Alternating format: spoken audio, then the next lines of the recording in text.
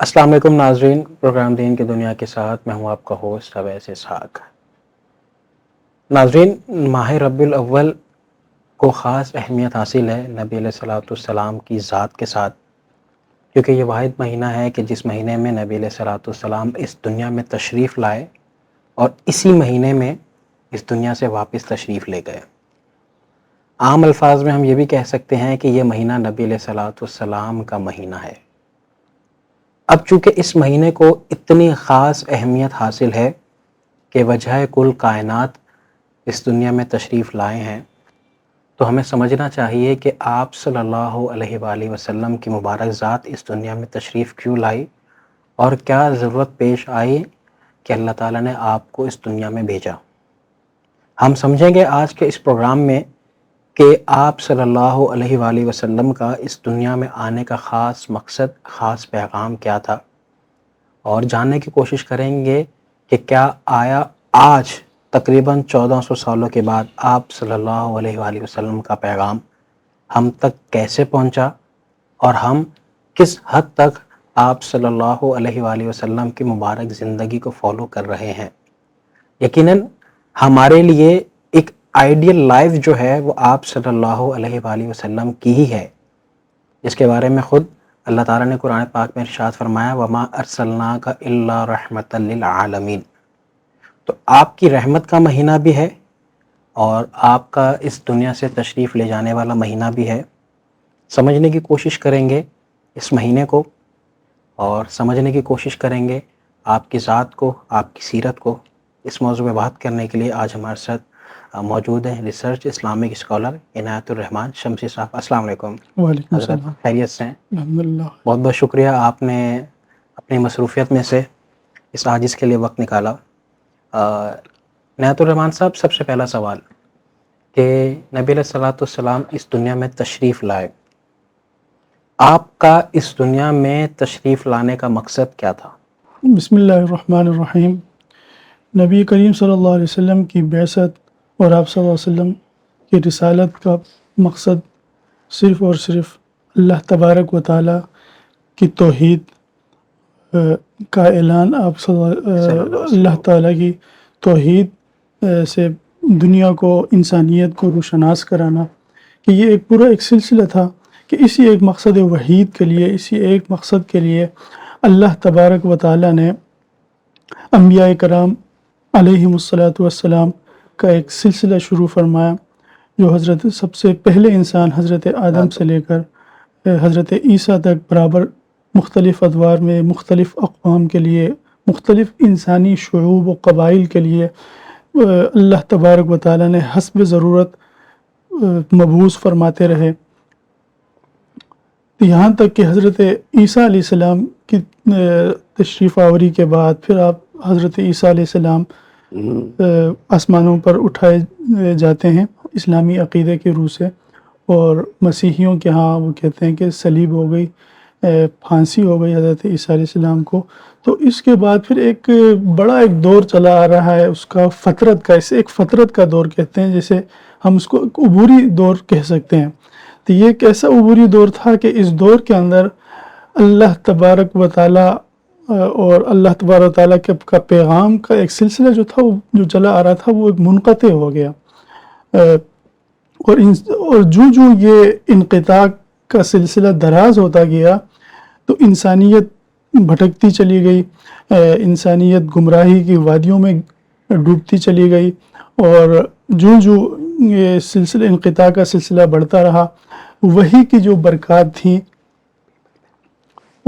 برکات تھیں آسمان سے اللہ تبارک و تعالیٰ کی طرف سے جو پیغام، اس کی برکات سے دنیا محروم ہوتی گئی، یہاں تک کہ ایک طویل عرصہ گزر گیا تو یہ پھر اللہ تبارک و تعالیٰ کی رحمت جوش میں آئی، اور یقیناً نبی کریم صلی اللہ علیہ وسلم کا تشریف لے آنا کہ انسانیت کے لیے ان معنوں میں بڑی رحمت ہے کہ وہ جو اللہ تبارک و تعالیٰ کی طرف سے پیغام رسانی کا جو ایک مبارک سلسلہ تھا، وہ نبی کریم صلی اللہ علیہ وسلم کے ذریعے دوبارہ شروع ہوا۔ یہ کتنا بڑا اعزاز رحمت کی بات ہوگی کہ اللہ تبارک و تعالیٰ اپنی مخلوق کے ساتھ جو پیغام کا تبادلہ فرماتا تھا، وہ سلسلہ نبی کریم صلی اللہ علیہ وسلم کی صلی اللہ ذات سے دوبارہ شروع ہوا. اور آپ کی ذات پہ ختم بھی ہوا. جی بالکل. ٹھیک ہے. عنایت صاحب دوسرا سوال میرا آپ سے یہ ہے کہ اگر ہم نبی علیہ الصلوۃ والسلام کی زندگی کو دیکھیں تو آپ کی زندگی کے دو ادوار ہیں. ایک مکی زندگی ہے اور ایک مدنی زندگی ہے. اور آپ صلی اللہ علیہ وآلہ وسلم کی زندگی میں ہجرت بھی ہے, جہاد بھی ہے, اور تقریباً ہر طرح کا دین کا کام نبی علیہ الصلوۃ والسلام نے صف اول میں کھڑے ہو کے کیا ہے. کون سی ایسی چیزیں ہیں اسلامی ہمارے علماء کرام کے نزدیک جو نبی علیہ الصلوۃ والسلام کی شخصیت کو ممتاز کرتی ہیں دیگر انبیاء کرام کے ساتھ؟ جی یہ ایک نبی کریم صلی اللہ علیہ وسلم کی سیرت النبی کا ایک اہم باب ہے. اس پہ مختلف ادوار میں علماء کرام نے, اہل تحقیق نے اس پر بحث کی ہے, اس پر بات کی ہے. نبی کریم صلی اللہ علیہ وسلم کا جو سب سے بڑا ایک آپ صلی اللہ علیہ وسلم کا امتیازی وصف تھا, وہ سب کو پتہ ہے کہ خاتم النبیین, کہ یہ ایک ایسا اعزاز اللہ تبارک و تعالیٰ نے اور ایسا امتیاز اللہ تبارک و تعالیٰ نے حضور نبی کریم صلی اللہ علیہ وسلم کو کہ آپ پہ بخشا نبوت ختم کر دی. کہ نبوت کا وہ سلسلہ جو طویل عرصے سے انسانیت کی ابتدائے آفرینش سے چلا آ رہا تھا, اس سلسلے کو اللہ تبارک و تعالیٰ نے ختم فرما دیا. جو اس بات کا اعلان ہے کہ اللہ تبارک و تعالیٰ کی طرف سے انسانیت کو جس قدر ٹیچ کرنا تھا, جو پیغام پہنچانا تھا, وہ انسانیت کو پہنچ گیا. اور پہنچا وہ قرآن پاک کی صورت میں. جی وہ پہنچ گیا اللہ تبارک و تعالیٰ کی طرف سے. اب مزید انسانیت کو کسی نئی ہدایت کی, اللہ تبارک و تعالیٰ کی طرف سے کسی مزید رہنمائی کی ضرورت نہیں رہی. اب کیا کرنا ہے؟ اب باقی انسانیت نے اسی قرآن کو فالو کرنا ہے, اور نبی کریم صلی اللہ علیہ وسلم نے اپنی 10 سالہ مکی زندگی, اپنے مکی اور مدنی زندگی میں جو آپ صلی اللہ علیہ وسلم کے سیرت کے جو دو ادوار جن کی طرف آپ نے اشارہ کیا, اس تمام عرصے کے دوران یہ جو 23 سال کا عرصہ بنتا ہے نبوت کے بعد, اس کے دوران نبی کریم صلی اللہ علیہ وسلم اٹھے ہیں, بیٹھے ہیں, انہوں نے خانگی گھریلو زندگی گزاری ہے. آپ صلی اللہ علیہ وسلم کی بیویاں رہی ہیں, اور آپ صلی اللہ علیہ وسلم کے صحابہ تھے, ساتھی تھے, ان کے شاگرد تھے, اہل بیت تھے, وہ سارے آپ کے شاگرد تھے. اور پھر آپ صلی اللہ علیہ وسلم نے تجارت کی ہے, آپ صلی اللہ علیہ وسلم نے لوگوں کے ساتھ لین دین کے معاملات کیے ہیں. آپ صلی اللہ علیہ وسلم جب آپ مکی زندگی کے اندر اپنے رہن آپ کے پاس گروی اپنی چیزیں امانتیں رکھوایا کرتے تھے, اور پھر مدنی زندگی ہجرت آپ فرماتے ہیں. مطلب مکی زندگی میں آپ دیکھیں کہ آپ ایک ایسی صورتحال کے اندر تھے کہ اس میں آپ ہر طرح سے مخالفت کا بازار تھا, بازار گرم تھا, کوئی بھی بات سننے کو تیار نہیں تھا. بالکل ایک ایسا ماحول تھا کہ انتہائی مایوس کن. لیکن ان مایوسیوں کی تاریکی میں نبی کریم صلی اللہ علیہ وسلم نے جس ہمت کے ساتھ, استقامت کے ساتھ اللہ تعالیٰ کے پیغام کی رسانی جاری رکھی, اور کسی خوف میں مبتلا نہ ہوئے. آپ صلی اللہ علیہ وسلم پر کس قدر مطلب تشدد ہوا, سختیاں کی گئیں, یہاں تک کہ سوشل بائیکاٹ تک کیا گیا. لیکن اس کے باوجود یہ سارا کیا, یہ ایک ہمیں اس سے آنے والی انسانیت کو اس سے سیکھنے کی بہت ساری چیزیں ہیں. اور پھر نبی کریم صلی اللہ علیہ وسلم یہاں سے نکل کر مدینہ منورہ تشریف لے جاتے ہیں, تو وہاں پہ صورتحال ذرا مختلف ہو جاتی ہے. وہاں پہ آپ صلی اللہ علیہ وسلم پھر بحیثیت حکمران سامنے آتے ہیں, وہاں آپ صلی اللہ علیہ وسلم کی سیاست ہوتی ہے, وہاں پھر آپ صلی اللہ علیہ وسلم کی سفارت ہوتی ہے, ڈپلومیٹک جو ان کے تعلقات ہوتے ہیں دوسری اقوام کے ساتھ. اور پھر جنگیں ہیں, جنگوں میں آپ نے قیادت فرمائی ہے, صف اول میں آپ نے قیادت فرمائی, سپہ سالار کے طور پر فرنٹ میں آپ نے ہر لحاظ سے ایک کردار جو آپ نے صلی اللہ علیہ وسلم نے ادا کیا ہے, وہ ان سب سے ہمیں سیکھنے کے لیے, آنے والی پوری انسانیت کو اس میں سیکھنے کے لیے بڑے اسباق موجود ہیں. ٹھیک ہے عنایت الرحمن شمسی صاحب کہ جس طریقے سے آپ نے کہا کہ نبی علیہ الصلوۃ والسلام کی 23 سالہ نبوت کی زندگی, اس کے مختلف پہلو آپ نے بتائے, تو نبی علیہ الصلوۃ والسلام کی اگر ہم بات کریں مشکلات دین کے لیے, ایک موقع پہ خود نبی علیہ الصلوۃ والسلام نے کہا کہ انبیاء میں سب سے زیادہ مشکلات جو ہیں اس دین کے لیے وہ میں نے برداشت کی. تو تھوڑا سا ہمارے ناظرین کو بتائیں کہ ایک طرف یہ تو کہا جاتا ہے کہ اللہ تعالیٰ نے اپنے محبوب کو بہت قریبی کیا، لیکن محبوب نے بھی مشکلات فیس کر کے کیا حق ادا کیا ہے اور کون سا مشکل وقت دیکھا اس دین کے لیے نبی علیہ الصلوۃ والسلام نے. یقیناً مکی زندگی کا مکی زندگی کو اگر آپ ایک کتاب کی صورت میں دیکھیں تو اس کا ایک باب، اس کا ایک ورق جو ہے وہ اس بات کی شہادت دیتی ہے کہ آپ صلی اللہ علیہ وسلم نے اس دین کے لیے اللہ تبارک و تعالیٰ کا پیغام، توحید کا پیغام انسانیت تک پہنچانے کے لیے، اور یہ سب کچھ جو کچھ بھی تھا جو آپ صلی اللہ علیہ وسلم پیغام رسانی فرماتے تھے اللہ کی طرف سے، یہ انسانیت ہی کے لیے تھا، انسانیت ہی کی بہتری کے لیے تھا. لیکن جن انسانوں کا آپ صلی اللہ علیہ وسلم کو سامنا تھا وہ اتنے نادان تھے کہ وہ اپنے محسن کے اوپر ان کو اذیتیں دیتے تھے، بجائے اس کے کہ آپ صلی اللہ علیہ وسلم کی تعلیمات پر وہ ان کو بجان و دل قبول کریں، ان کی اطاعت کریں، فوری طور پر ان کو قبول کرنے کے بجائے انہوں نے انکار کا راستہ اختیار کیا، اور مسلسل انکار کا راستہ اختیار کیا. اور پھر صرف انکار ہی نہیں کیا بلکہ آپ صلی اللہ علیہ وسلم یہ کوششیں کی جاتی رہیں کہ قدم قدم پر کہ آپ صلی اللہ علیہ وسلم اپنے مشن میں ناکام ہو جائیں اور گھر بیٹھیں. لیکن آپ صلی اللہ علیہ وسلم نے ہر طرح کی اذیتیں، ہر طرح کی تکلیفیں سہنے کے باوجود، اب دیکھیں نا سب سے بڑا جو واقعہ آپ صلی اللہ علیہ وسلم پر نبوت کی تبلیغ کے سلسلے میں جو ایک سخت ترین واقعہ جو آپ کی سیرت میں ہم پڑھتے ہیں وہ طائف کا واقعہ ہے. کہ طائف جو مکہ سے ہٹ کر ایک اور سعودی عرب کا، موجودہ سعودی عرب کا بڑا شہر ہے، وہاں آپ تشریف لے گئے کہ ہو سکتا ہے مکہ کے اندر اتنی جو معاندانہ فضا ہے، کوئی بات سننے کو تیار نہیں ہے، تو نبی کریم صلی اللہ علیہ وسلم نے سوچا کہ ہو سکتا ہے طائف سے کوئی اللہ کا بندہ اٹھے جو میری بات کو سمجھ سکے. تو آپ صلی اللہ علیہ وسلم وہاں تشریف لے گئے. لیکن وہاں پھر کیا صورتحال پیش آئی وہ سیرت کی کتابوں میں محفوظ ہے کہ آپ صلی اللہ علیہ وسلم پر کس طرح شرارتی بچوں کو آپ صلی اللہ علیہ وسلم کے پیچھے لگا کر ان سے نعوذ باللہ آپ صلی اللہ علیہ وسلم پر سنگباریاں کی گئیں، اور اس قدر ان بچوں نے آپ صلی اللہ علیہ وسلم پر پتھراؤ کیا کہ آپ صلی اللہ علیہ وسلم کہ ٹخنے مبارک تک، مطلب وہ جو نالین تھے اس کے اندر خون میں وہ ڈوب گئے.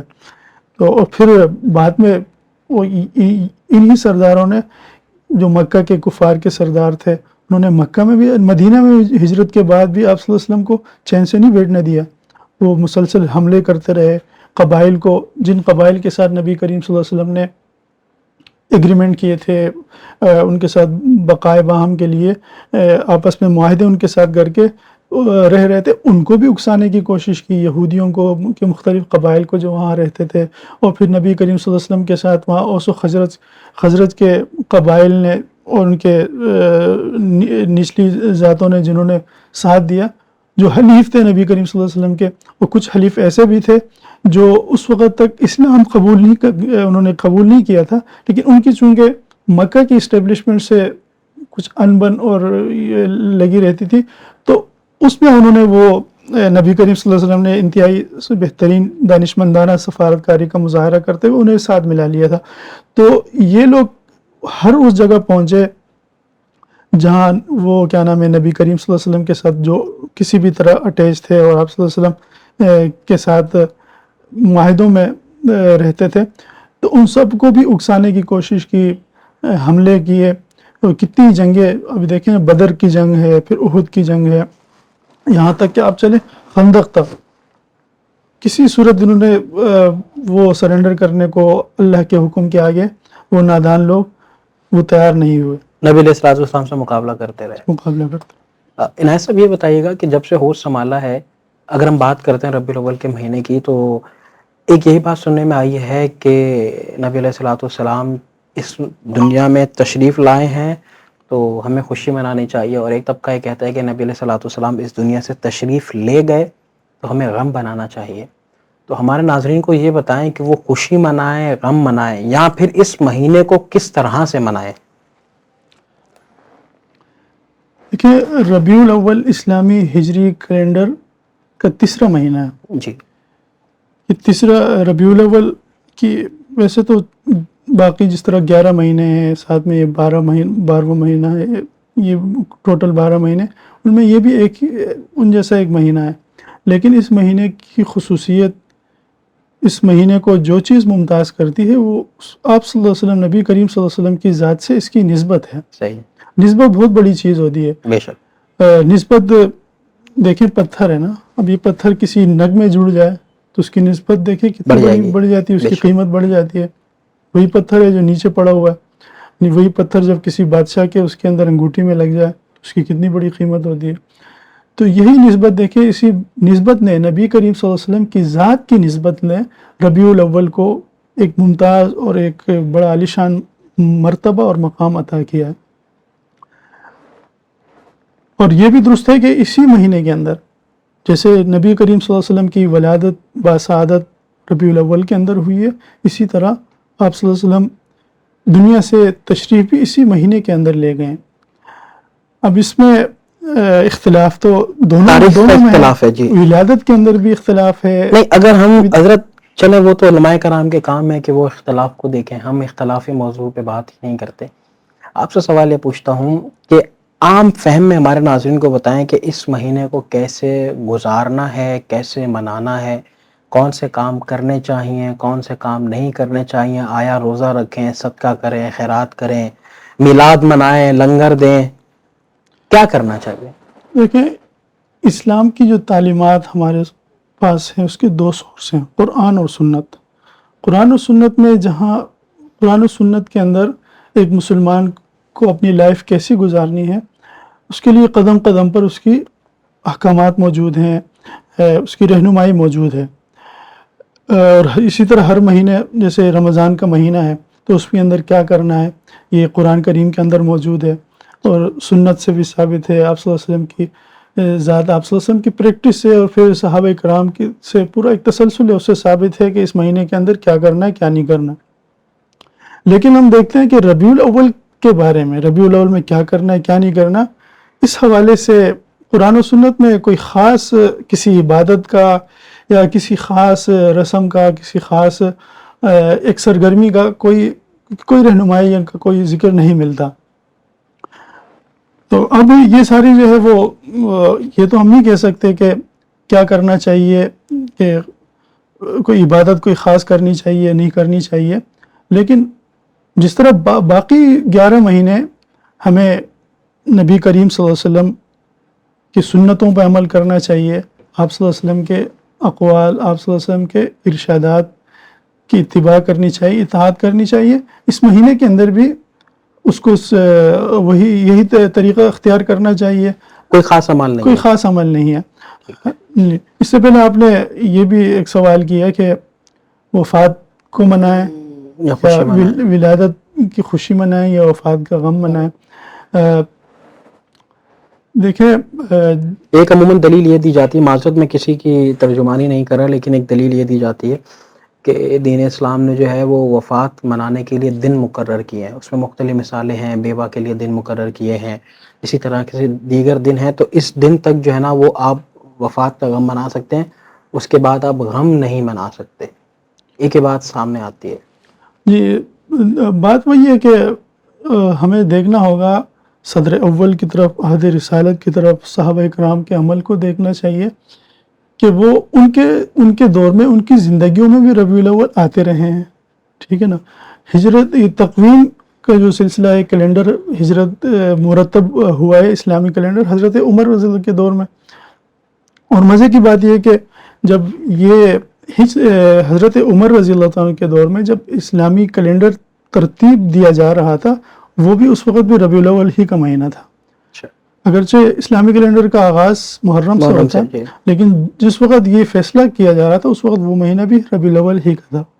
تو صحابہ کرام کا دور ہے، اسلامی کیلنڈر کے آغاز کے بعد حضرت عمر کا پورا دور گزرتا ہے، حضرت عثمان رضی اللہ عنہ کا پورا دور گزرتا ہے، سیدنا علی کرم اللہ وجہہ الکریم ان کا دور گزرتا ہے. تو ہمیں ان کے دور میں جو چیز نظر آتی ہے وہ یہ ہے کہ وہ اس چیز کو دیکھتے تھے کہ نبی کریم صلی اللہ علیہ وسلم کی تعلیم کیا تھی، نبی کریم صلی اللہ علیہ وسلم کی بعثت کا، آپ صلی اللہ علیہ وسلم کی تشریف آوری کا اس کا مقصد کیا تھا، وہ کیا پیغام آپ صلی اللہ علیہ وسلم دے کے گئے. صحابہ کرام کے بارے میں آتا ہے کہ وہ اس قدر ان کے اندر فکر رہتی تھی، تجسس ان کے اندر ہر وقت ان کے اس میں دماغ میں یہی سوال رہتا تھا کہ میں جو کام کر رہا ہوں تو اس میں دیکھنا چاہیے کہ نبی کریم صلی اللہ علیہ وسلم نے کی سنت کیا تھی، آپ صلی اللہ علیہ وسلم کا اس کے بارے میں کیا قول ہے، کیا ارشاد ہے. تو وہ ان کی ساری زندگی اسی میں ربیع الاول آتا تھا، ربیع الاول گزر جاتا تھا، دوسرے مہینے ہوتے تھے، تو وہ صرف اور صرف یہ دیکھتے تھے کہ اس موقع پر کے لیے نبی کریم صلی اللہ علیہ وسلم نے کیا ارشاد چھوڑا ہے، آپ صلی اللہ علیہ وسلم کا حکم کیا ہے، اور آپ صلی اللہ علیہ وسلم کیا کر کے تشریف لے گئے. تو ان کے اس کے اندر دور کے اندر ان کی زندگیوں میں ایسی کوئی چیز نظر نہیں آتی. حالانکہ کیا کوئی کہہ سکتا ہے کہ صحابہ کرام نعوذ باللہ کہ انہیں رسول اللہ صلی اللہ علیہ وسلم کی ولادت دنیا میں تشریف آوری کی خوشی نہیں تھی؟ تو کوئی سوچ بھی نہیں سکتا. تو یہ اسی تو طرح میں سمجھتا ہوں اہل تشیع بھی نہیں کہہ سکتے. یہ تو کوئی بھی نہیں کہہ سکتا نا جی کہ ظاہر ہے کوئی اختلاف جو ہے، معذرت اگر اہل تشیع کو بھی اختلاف ہے تو وہ حضرت علی کی خلافت کے ساتھ ایک معاملہ، لیکن نہیں، نبی کریم صلی اللہ علیہ وسلم کی ذات ذات پر پر توحید و رسالت پہ تو کسی کا اختلاف نہیں، کسی شیعہ سنی کا. کسی شیعہ سنی کا اختلاف نہیں ہے. تو حضرت پھر اگر ہم یہ بات کریں خصوصاً بر صغیر میں، جی جی ہمیں ایک طرف یہ دیکھتے ہیں کہ میلاد کا کانسیپٹ بہت زیادہ ہے. یہ بات کی جاتی ہے کہ جی یہ پورا مہینہ میلاد کا مہینہ. تو ہمارے ناظرین کو مختصر یہ بتائیں کہ یہ میلاد النبی کیا ہے؟ میلاد ولادت سے ہے، اس کا مطلب ہے کہ کیا نام ہے، وہ پیدائش کا، ولادت کا دن. ٹھیک ہے. تو یہ نبی کریم صلی اللہ علیہ وسلم کی ولادت سے متعلق ایک سرگرمی ہے کہ آپ صلی اللہ علیہ وسلم کی تشریف آوری کے دن اور اس کی مناسبت سے خوشی کا اظہار کیا جائے، مسرت کا اظہار کیا جائے. اب دیکھیں، جہاں تک اس سوال کا تعلق ہے کہ آئے یہ جائز ہے یا ناجائز ہے، تو آپ کو معلوم ہے کہ اس میں پورے ایک مختلف مکاتب فکر ہیں، اسکولز آف تھاٹ ہیں. صرف سمجھنا چاہ رہے ہیں میں عام ایک اس کے لیے، ایک عام مسلمان کے لیے میں یہی کہوں گا کہ دیکھیں، یہ ایک ایسی چیز ہے کہ اس کا تعلق آپ کے ذاتی اس کے ساتھ ہے، رجحان کے ساتھ ہے، اور آپ کے یہ ذوقی چیزیں ہیں. ان کے بارے میں تشدد کرنا دونوں حوالوں سے، کہ یہ کوئی یہ کہے کہ جی یہ ہونا چاہیے یا نہیں ہونا چاہیے، کوئی اٹھ کے یہ کہے کہ جی یہ بالکل ناجائز ہے، حرام ہے، یہ نہیں کرنا چاہیے، تو یہ بھی مناسب نہیں ہے. اور اگر کوئی یہ کہے کہ جی جہاں میں کیا وہ جو جہاں میں خوشیاں سبھی منا رہے ہیں سوائے ابلیس کے، سبھی تو خوشیاں منا رہے ہیں. تو یہ دیکھیں، یہ ایک مجھے ایک انتہائی اگر آپ میلاد، اگر قطع کلامی کی بات ہے، جس طریقے سے حضرت آپ نے ارشاد فرمایا کہ میلاد سے مراد نبی علیہ السلام کا اس دنیا میں آنے کا جو مقصد ہے اس کو بیان کرنا، جس کو ہم سیرت النبی بھی کہہ سکتے ہیں، جو ہم بھی اس وقت اگر کر رہے ہیں تو آپ مثال دے سکتے ہیں کہ ہم بھی میلاد کر رہے ہیں. یقیناً یہ بھی میلاد ہی کا حصہ ہے. اور کیا نام ہے اس کو، اس طرح تو حضرت معذرت، یہ میں نے دیکھا ہے اہل حدیث بھی میلاد کرتے ہیں، دیوبندی بھی میلاد کرتے ہیں، میں تو بولوں گا اہل تشیع بھی میلاد کرتے ہیں، اگر یہ کانسیپٹ ہے جس طریقے سے آپ نے کہا ہے تو.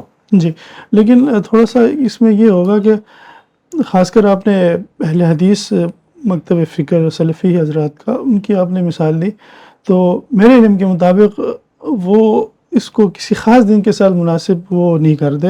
نہیں، تو آپ نے بھی کہا کہ نبی علیہ السلام کی سیرت جو ہے وہ 12 مہینے کے لیے ہے. جی جی. تو اگر سیرت النبی بیان کی جا رہی ہے تو یہ میلاد ہے؟ نہیں، وہ تو سیرت کا بیان ہے نا. لیکن آپ اس کی ربیع الاول کی مناسبت سے، 12 ربیع الاول کی مناسبت سے میلاد النبی ظاہر ہے وہ ولادت سے متعلق ہے، ولادت کی ایک تاریخ ہے جس عوامی سطح پر 12 ربیع الاول ہے. تو اس کی مناسبت سے ربیع الاول کے اندر جو خاص طور پر جو سیرت کی سرگرمی ہوتی ہے، نبی کریم صلی اللہ علیہ وسلم کی سیرت کا بیان ہوتا ہے، اور ربیع الاول کے مہینے میں آپ کہہ رہے ہیں کہ میلاد ہے، مجلسیں ہوتی ہیں، یہ میلاد ہے. مطلب صرف ناظرین کو سمجھانے کے لیے وہ یہ ہے کہ اگر ہم سال کے 11 مہینے نبی علیہ السلام کی سیرت پہ بات کر رہے ہیں تو وہ سیرت کہلائی جائے گی.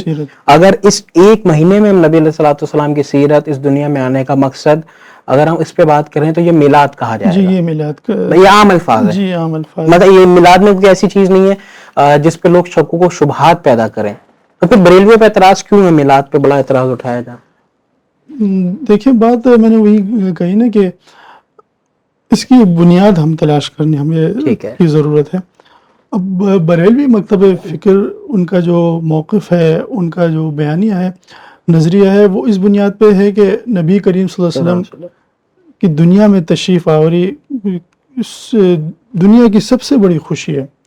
تو جب خوشی کسی کے گھر میں آتی ہے، جو کسی خوشی کو محسوس کرتا ہے، تو اس کو پھر اس کا اظہار بھی کرتا ہے. بالکل. تو ان کا کانسیپٹ میلاد منانے کا یہی ہے.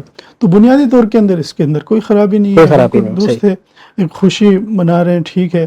اور جو حضرات نہیں منا رہے وہ بھی کوئی غلط جگہ نہیں کھڑے ہیں. ان کا یہ کہنا ہے کہ یہ منانا رسمی جو مظاہر ہیں صحیح خوشی وہ کا بدعت سے جوڑتے ہیں. ہاں، وہ یہ ان کا یہ کہنا ہے کہ جو رسمی مظاہر ہیں اسلام کے صدر اول کے اندر، اسلام کے ابتدائی عہد کے اندر اس کا ثبوت نہیں ملتا. اور پھر اگر ان کا پھر یہ بھی کہنا ہے کہ اگر کوئی میلاد منانے کو مروجہ جو جس طریقے سے مختلف طریقوں سے جو لوگ خوشی کا اظہار کرتے ہیں، چاہے وہ کوئی بھی کریں ہوں، چاہے بریلوی کریں ہوں یا کوئی کسی بھی اور بریلوی مکتب فکر سے باہر بھی، جس طرح عرب افریقی اور عرب ممالک کے اندر بھی چراغاں کیے جاتے ہیں، گلیاں سجائی جاتی ہیں، جھنڈیاں لگائی جاتی ہیں. یہ صرف یہاں کی بات نہیں ہو رہی، مصر کے اندر، فلسطین کے اندر، افریقہ کے مختلف اسلامی ممالک کے اندر اس چیزوں کا بڑا اچھا وہ ایک ان کا رواج ہے اور یہ کیے جاتے ہیں. ہر اسلامی ملک کے الگ ہی طور طریقے ہیں. تو بنیادی طور پر اس کو اس کو غلط کہنا یہ درست نہیں ہے. صحیح ہے، تھوڑا دل بڑا کرنا چاہیے. ہاں، دل بڑا کرنا دونوں طرف کو، کیونکہ دونوں ایک طرف سے ابلیس بھی نہ کہا جائے اور ایک طرف سے کفر اور شرک کے فتوے بھی نہ لگائے جائیں. دیکھیں آپ نبی کی نسبت سے یہ چیز کر رہے ہیں نا، اور دوسرے بھی نبی کی امتی ہیں، بس ان کا تھوڑا آپ کا ایک نظریے کا اور ذوق کا اختلاف ہے. میں اس کو صرف ذوق کا اختلاف کہوں گا. ذوق کا اختلاف ایسی چیز ہے کہ آپ دیکھیں کہ ایک خوشبو ہے نا، خوشبو تو آپ بھی پسند کرتے ہیں، میں بھی پسند کرتا ہوں، لیکن وہ آپ کون سی خوشبو لگا یہ آپ کے ذوق کی بات ہے. میرے ذوق کے مطابق مجھے یہ خوشبو پسند ہے، گلاب کی خوشبو مجھے پسند ہے تو میں وہ لگاتا ہوں. ہو سکتا ہے میری یہ خوشبو جو میں لگاتا ہوں وہ آپ کو تیز لگے اور آپ کو بری لگے، تو آپ کہتے ہیں یار اس سے میرا سر میں درد ہو رہا ہے. یہی چیز ہے. یہ کیا ہے؟ ذوق کا اختلاف ہے. یہ کوئی کلمے کا اختلاف تو نہیں ہے، نہ مذہب کا اختلاف ہے. جس میں تو ہر وہ اچھا کام کر سکتے ہیں جو آپ پورا سال کرتے ہیں، یا مطلب آپ کرنے کی آپ کے اندر روزہ وغیرہ نہیں رکھ سکتے، سکت ہے، گنجائش ہے. اور جہاں تک روزے کی بات ہے، روزہ ہر پیر کو ہر ہفتے کے اندر ایک دن کا روزہ یہ سنت سے ثابت ہے. اب جیسے پیر کا روزہ ہے، نبی کریم صلی اللہ علیہ وسلم سے بڑی مطلب رمضان شریف اور محرم کے روزوں کے بعد جس چیز کی تھوڑا سا زیادہ تحقیق کے ساتھ جو روزہ ثابت ہے وہ پیر کا روزہ ہے.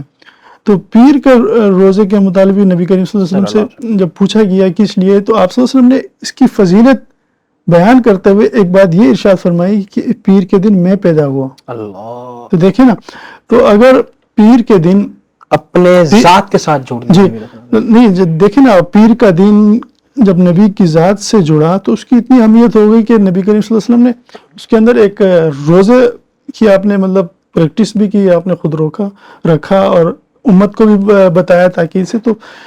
تو اس سے یہ ثابت ہوتا ہے کہ آپ ربیع الاول ظاہر ہے پورا مہینہ صلی اللہ علیہ وسلم کے ساتھ ایک اس کی نسبت ہے. تو جب پیر کے دن کی نسبت سے نبی کریم صلی اللہ علیہ وسلم نے روزے کا اہتمام فرمایا، تو آپ نبی صلی اللہ علیہ وسلم کی ولادت باسعادت کی نسبت سے اس مہینے کے اندر آپ کوئی بھی اچھا کام، صدقہ آپ کر سکتے ہیں، کسی کو کھانا کھلا سکتے ہیں، اور اس کا ثواب، اس کا طریقہ یہ ہوگا کہ ثواب پھر آپ حضور نبی کریم صلی اللہ علیہ وسلم کو بخش دیں، آپ صلی اللہ علیہ وسلم کی رفع درجات کے لیے. تو یہ کوئی بھی نیک عمل آپ فکس کچھ بھی نہیں ہے، آپ کچھ بھی کر سکتے ہیں. کوئی صدقہ دیں، صدقہ آپ کھانا کھلا دیں، صدقہ آپ نقد آپ کسی کو دے دیں، اور پھر اس کے بعد آپ نیت کریں کہ اس کا ثواب میں اپنے پیارے نبی کریم صلی اللہ علیہ وسلم کی روح کو بخشتا ہوں. ٹھیک ہے. عنایت الرحمن شمسی صاحب، بہت بہت شکریہ، آپ نے ہمارے پروگرام کے لیے وقت نکالا. ناظرین، ربیع الاول کا مبارک مہینہ ہے اور ایسا ممکن نہیں ہے کہ پروگرام کا اختتام ہو اور ہم چونکہ نبی علیہ الصلوۃ والسلام کی سیرت پر بات کر رہے ہیں، اور ایسا ممکن نہیں ہے کہ ہم نبی علیہ الصلوۃ والسلام کی شان میں کچھ اشعار نہ پڑھیں. تو نعت رسول مقبول صلی اللہ علیہ وآلہ وسلم کے چند اشعار یہ عاجز پیش کر رہا ہے. سارے نبیوں کے رتبے بڑے ہیں، میرے آقا کا منصب جدا ہے. سارے نبیوں کے رتبے بڑے ہیں، میرے آقا کا منصب جدا ہے. وہ امام صفِ انبیاء ہیں، ان کا رتبہ بڑوں سے بڑا ہے. کوئی لفظوں میں کیسے بتائے ان کے رتبے کی حد ہے تو کیا ہے. کوئی لفظوں میں کیسے بتائے ان کے رتبے کی حد ہے تو کیا ہے. ہم نے اپنے بڑوں سے سنا ہے صرف اللہ ان سے بڑا ہے. سارے نبیوں کے رتبے بڑے ہیں، میرے آقا کا منصب جدا ہے. تازہ ترین خبریں، تحقیقاتی رپورٹس اور اسٹاک مارکیٹ کے حالات، کھیلوں کی خبریں، شوبز اور سوشل میڈیا ٹرینڈز صرف ایک کلک کی دوری پر. MM نیوز کی اپلیکیشن ڈاؤن لوڈ کریں اور باخبر رہیں.